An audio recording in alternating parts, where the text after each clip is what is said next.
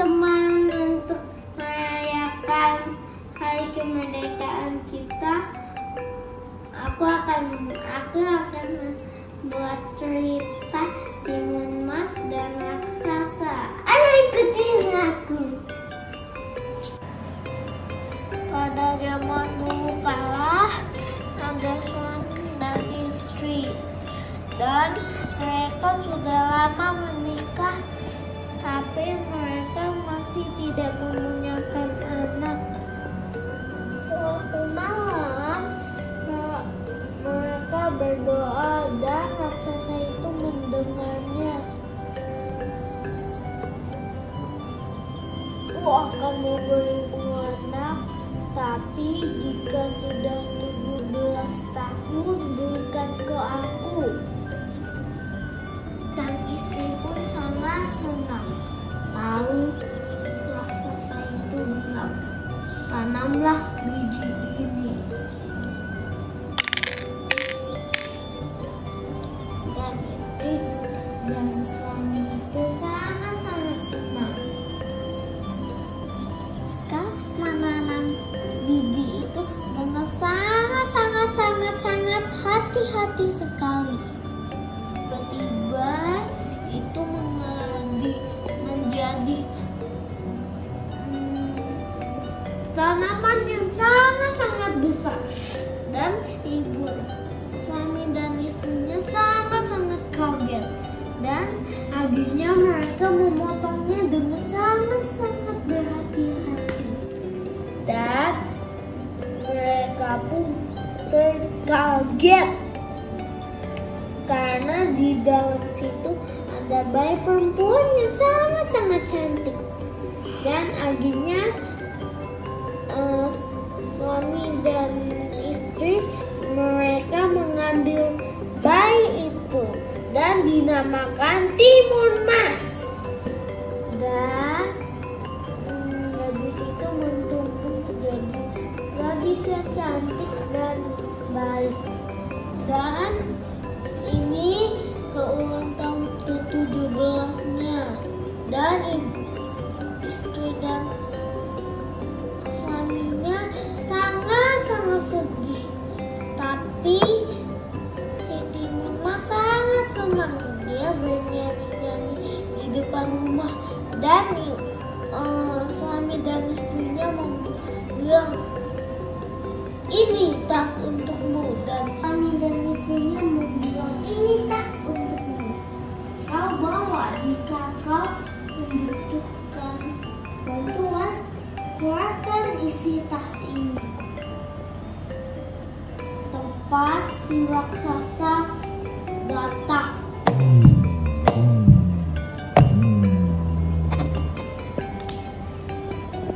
Aku mau menagih janjiku. Mana berikan anakku? Suami dan istri itu bilang, Timun Mas, berlarilah dan selamatkan dirimu. Raksasa itu marah, dan Timun Mas melemparkan garam, dan seketika itu garam itu berubah menjadi laut.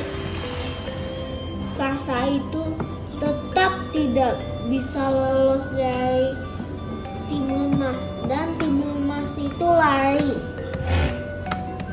dan raksasa itu masih bisa berenang. Dia belum malas.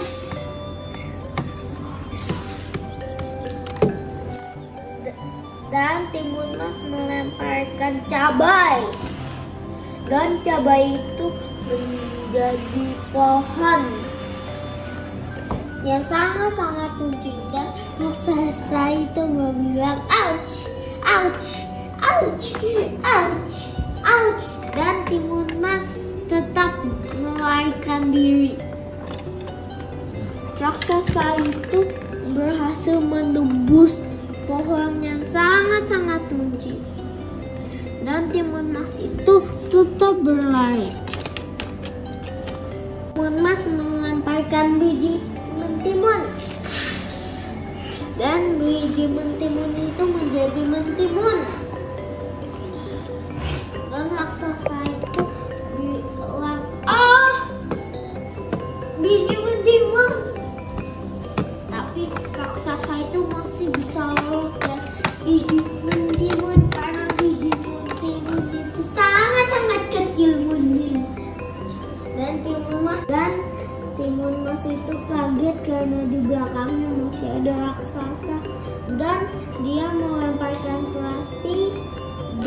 lokasi itu menjadi rawa.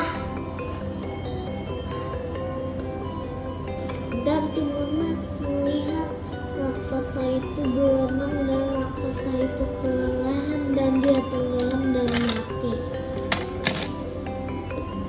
Mas perempuan dan Sari dan istrinya sangat senang melihat anaknya selamat dari raksasa. Dan cerita itu tamat. Terima kasih teman-teman sudah dengerin ceritaku. Merdeka, merdeka, merdeka. Bye bye.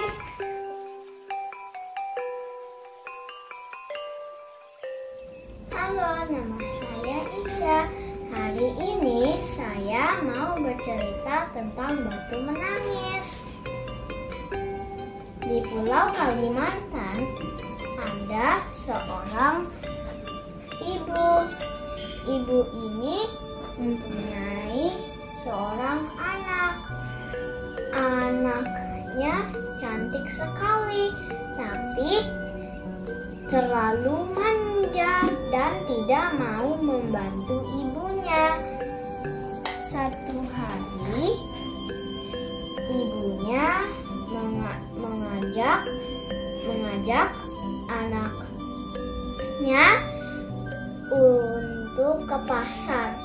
Anaknya mau, tapi anaknya selalu berjalan di depan ibunya, walaupun ibunya membawa banyak barang. Setiap orang yang nanya, "Siapa itu di belakangmu?" Anaknya selalu menjawab, "Itu mbaknya." Dan ibunya sedih mendengar jawabannya. Jadi ibunya berdoa kepada Tuhan untuk menghukum anaknya menjadi batu. Akhirnya anaknya menjadi batu. Kita menjadi anak harus mentaati orang tua kita. Bye, thank you.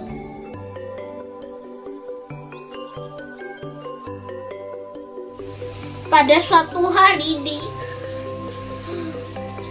nelayan pantai air manis, hiduplah seorang janda bernama Mandarubaya dan anak laki-lakinya bernama Malin. Mereka hidup sangat bahagia. Malin bertumbuh menjadi besar dan nurut. Suatu hari Malin minta pergi untuk ke kota menggunakan kapal besar. Kapal besar itu datangnya cuma 1 tahun sekali. Ibunya tidak membolehkan pertama. Lalu Malin berhasil membujuk jadi boleh pergi. Lalu ibunya setiap malam selalu melihat ke laut dan membayangkan tentang anaknya, Malin. Ibunya berdoa setiap hari untuk Malin sampai tua. Lalu ada kapal besar datang dan banyak orang di sepinggirnya karena senang karena dikira pangeran kaya. Lalu pas keluar ada Malin dan istrinya. Lalu ibunya Malin datang. "Malin, anakku." Lalu istrinya jawab, "Itu istri. Itu ibumu. Katanya ibumu itu kaya raya." Malin menjawab, "Bukan, itu bukan ibuku. Ibuku udah meninggal." Lalu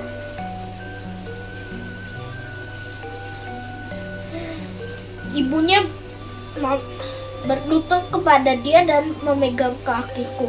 "Ini ibumu, nak." Lalu malah Malin tendang. Lalu Malin pakai kapal untuk pindah tempat. Lalu ibunya berdoa,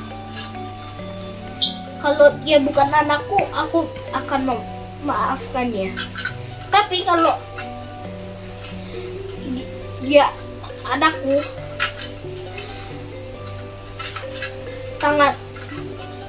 tanganlah anakku dan kutuk dia menjadi batu seperti hatinya yang udah mau batu. Tiba-tiba kapalnya tersambar petir dan tenggelam. Lalu Malin terdampar di pinggir sungai, lalu tapi udah menjadi batu. Lalu di sela-sela batu Malin ada ikan-ikan kecil. Itu dari bagian tubuhnya dari istrinya. Titik.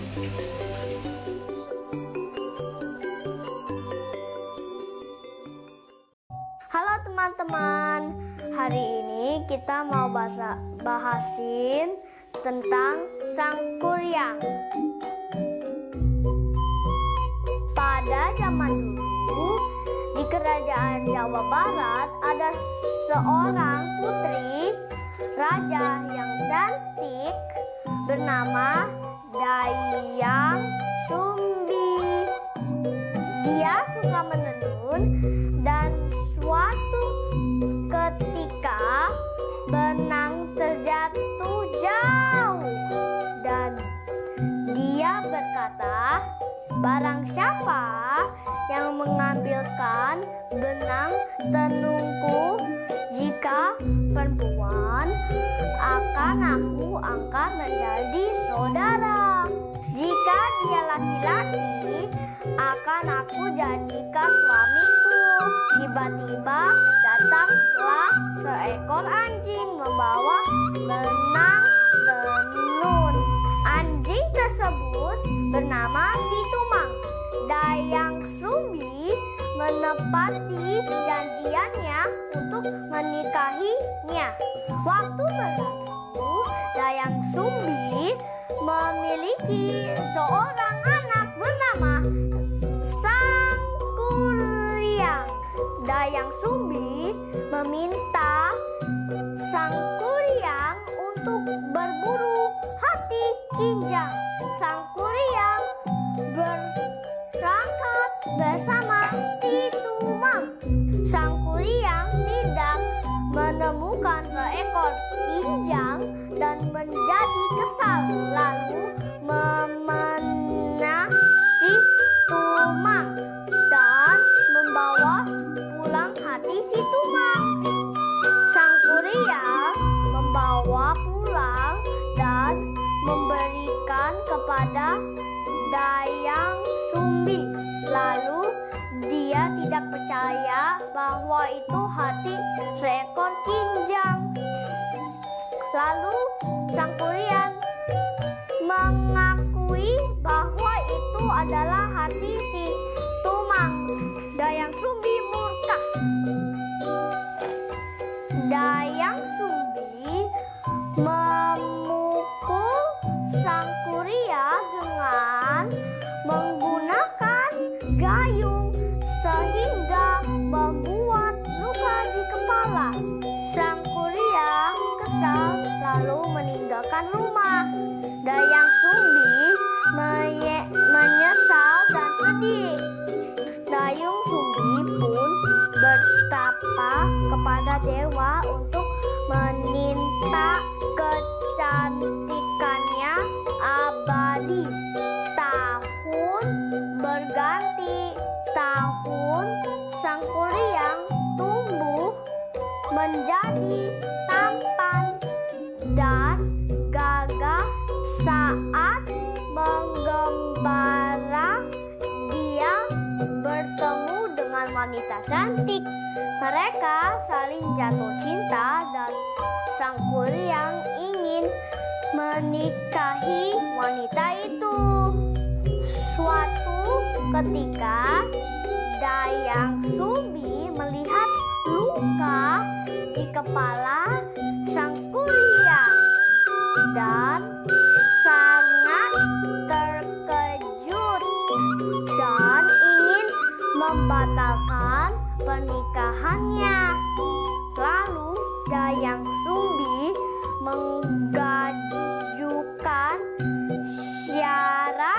kepada sang Kuryang jika ingin menikahinya.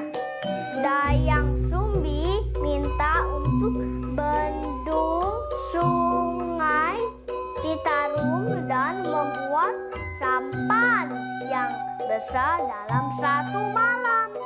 Sang Kuryang meminta bantu pada jin untuk membangun pada saat sang Kuryang hampir menyelesainya, dan Dayang Sumbi panik. Dia meminta perempuan desa menumpuk padi agar ayam go berkokok-kokok menandakan sudah pagi, dan para jin ketakutan. Usaha sang Kuryang gagal dan dia marah. Sampan yang sudah jadi pun ditendang sehingga terlempar jauh dan terbalik.